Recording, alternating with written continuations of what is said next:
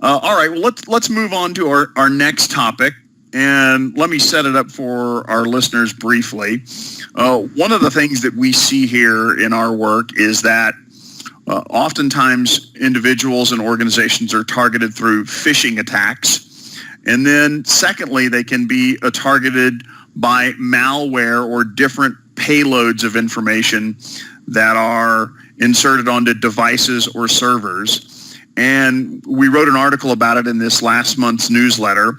And I want to start out with you, Brett, asking you first, can you kind of briefly remind our listeners what phishing is and distinguish that from when you have a payload of malware that ends up on an individual's device or computer or network, and how you see those as being distinct or interconnected attacks? Sure. Well, a phishing attack is fairly straightforward. What the attacker does is they attempt to copy a legitimate email, and this applies to individuals as well as enterprise. I've seen this in the enterprise as often or more often than even individuals. But they write craft an email that looks like it comes from Bank of America or Wells Fargo or UPS, or a recent attack that's been going on for the last couple of weeks has a phishing email that looks very legit from DHL, and it claims that you have a package that they can't deliver to you until they get some specific information from you. Click here.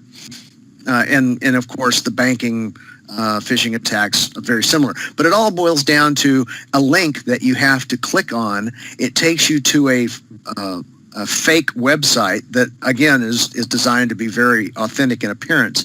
But it asks you to enter in your own personally identifiable information. So you're almost shooting yourself in the foot by buying into it. And it can be a little bit hard to discern from one to the other, but there are some techniques to do that. So let me just stop you right there. So the clear path there is that the user actually voluntarily, although they've been tricked, gives out their information themselves. It is not taken from them. They give it to another website or another individual. Fair enough? That's exactly right.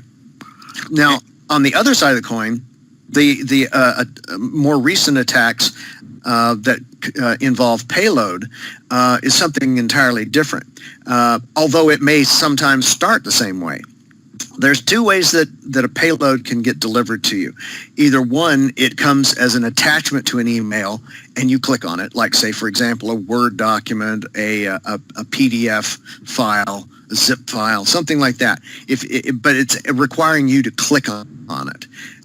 Then the more insidious version of that is a link that takes you to a web page, and that web page has code built into it where it actually dumps a program onto your computer and executes it without your knowledge or consent. And when certain payloads or deliver malware, give us a little more depth on what types of malware we're talking about. What's the range of what they're looking to do on the device or the network?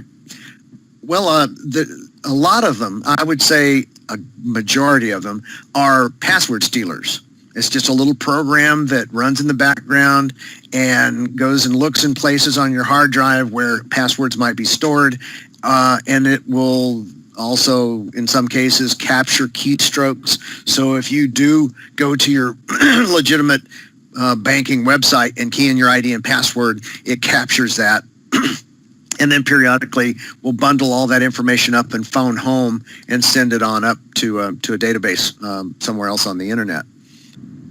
And then obviously the criminal or the hacker then takes that password information and works their way into valuable accounts, whether it's email or banking or things Sure. of credit card, things of that nature. Fair enough? Yeah, exactly right. Now, the other element of that, or the other possibility on that, is something I think Dan's going to talk about in a little bit, and that involves a CryptoLocker or a cryptological ransomware. Is another term that's commonly used. You can contract a ransomware Trojan on your computer by going to the wrong website. Boy, that sounds really scary. Contracting a ransomware Trojan, just in and of itself, it sounds pretty nasty.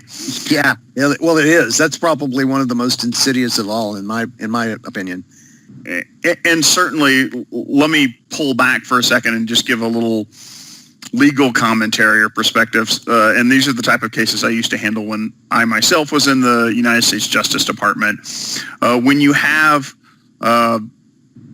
situations where hackers either deliver a payload or malware onto your computer, whether it's something that's monitoring you, whether it's just retrieving data or password information or sensitive documents or trade secrets, or a keystroke logger, a lot of federal criminal statutes are implicated. Most notably, you have the hackers could be subject to being prosecuted under the Computer Fraud and Abuse Act, which is very commonly used by federal law enforcement authorities. Depending on the type of malware or payload, when you have a keystroke logger, they could also be in violation of Title III, the Wiretap Act, if they're intercepting information in real time. And then lastly, you could certainly have wire fraud involved, depending on some of the uses of the information. You could also lastly have theft of trade secret, depending on other information that is exported out. So there's certainly a significant amount of criminal liability that can attach to these actions.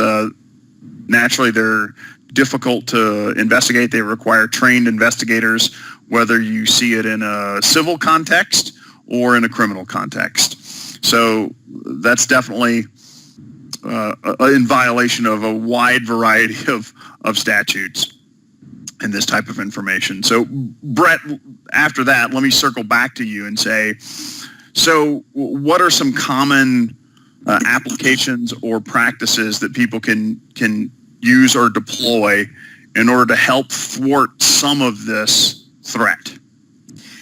One of the things that I recommend to my clients is to use an application, an anti-malware, antivirus type application called Bitdefender. I'm not trying to promote that product. It's just the one that I'm most familiar with and the one that I recommend because it seems to be the most effective.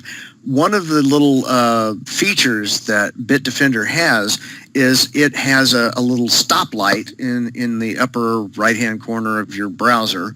And whenever you go visit a website, it'll give you a red light or yellow light or green light. Basically, if it's green light, it's a trusted site, you're good to go. If it's a red light, you got to be careful. You're exposing yourself. Could be a bad site, might not be a bad site, but it's not trusted. So that's one of the things that are one of the best ways to prevent this kind of thing from happening to you. And of course, that is not ironclad. There are situations when even sites are malicious and they're not flagged. Is that accurate? Very accurate. Yeah, it's a rule of thumb or a good guidepost, but it's not absolute, no. But it's still certainly a good practice, and I think I'd analogize that even if you've never been hit on the head, it's a good idea to wear a hard hat on a construction site. Yeah, that is a good analogy. I'm not sure that's as good of an analogy as change your underwear frequently, but we do the best we can with our tortured analogies.